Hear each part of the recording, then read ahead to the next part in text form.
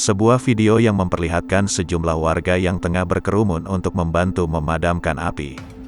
Pasalnya, ketika petugas pemadam kebakaran bersama warga menyemprotkan air ke dalam bangunan yang terbakar, tiba-tiba asap mengepul dan api di dalam gedung menyembur. Video yang menampilkan peristiwa itu telah ramai dibagikan ulang di media sosial, salah satunya @Dagels, di Twitter, Jumat tanggal 21 Mei tahun 2021.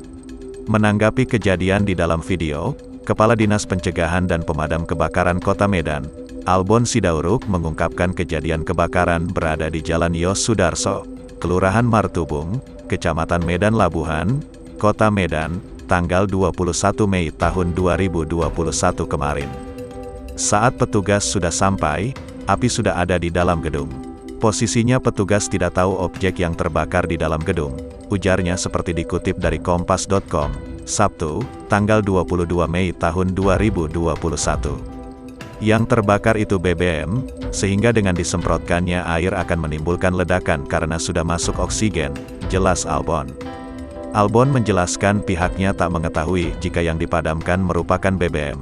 Menurutnya, jika yang terbakar BBM, petugas tak menggunakan air saja untuk memadamkan api.